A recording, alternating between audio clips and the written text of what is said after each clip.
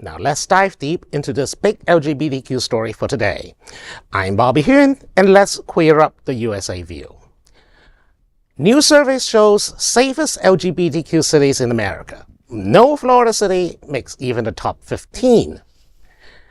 As LGBTQ travelers begin planning spring and summer getaways, a new resource is helping them choose destinations that are not just fun, but safe.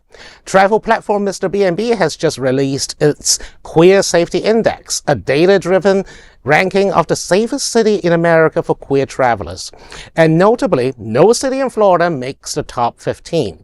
The company shared in a recent blog post, quote, "The LGBTQ plus safety index is an ordered ranking based on a weighted scoring model incorporating multiple data sources, starting with Misterb&b most booked destinations," end quote.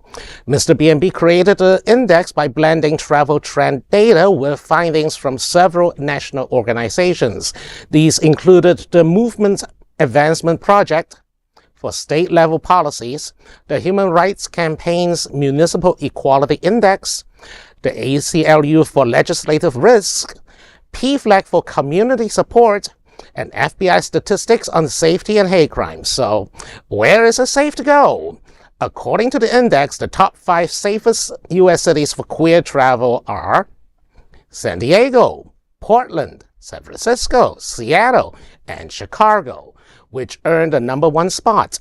Other cities on the list include Honolulu, Las Vegas, Albuquerque, Providence, Philadelphia, Palm Springs, Cathedral City, New York City, and Washington.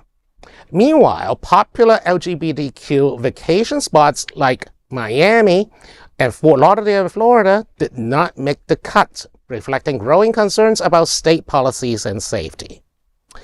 Well, I am not surprised by the fact that Miami and Fort Lauderdale did not make the cut. However, my home city, the city of Wilton Manors, which is the gayest city on the planet, also did not make the cut of the top 15. And more important, and also, where are some of the biggest queer-centric cities on this list? Where's Provincetown did not even make the list, which is surprising. Yeah.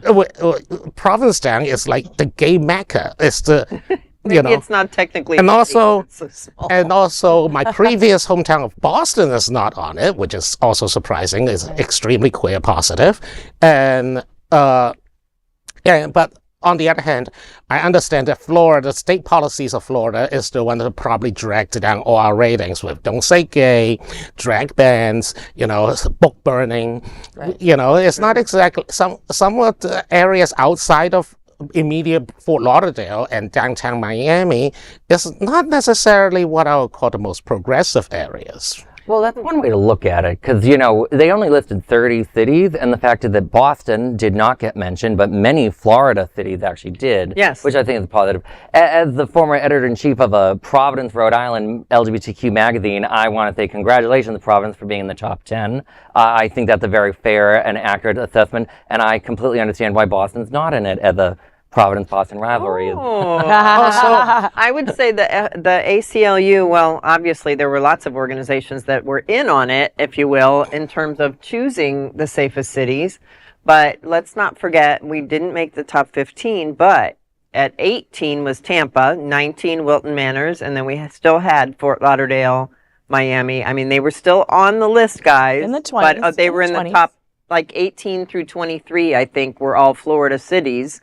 So would we hope that it would have been much better than that? And would it probably have been better than that 8 or 10 years ago? Heck yeah. But at least we're on there. And it was surprising to me to see Tampa rank above Wilton. I know. Like, I can't understand why. Shocking. That is shocking. Crime statistics, I think. Yeah. And overall. Also, on the other hand, I understand why state policies have impacted our ranking, but right now with Canadians fleeing South Florida because of administration policies and the general downturn of the economy thanks to the tariffs, we desperately need Americans to travel to South Florida, queer Americans to travel to South Florida for vacation and visit us and support our local queer-driven economy, especially in Wilton Manors. Well, we helped you out with women. We did. Yes, sure did. Thank you. You're welcome. Thank you.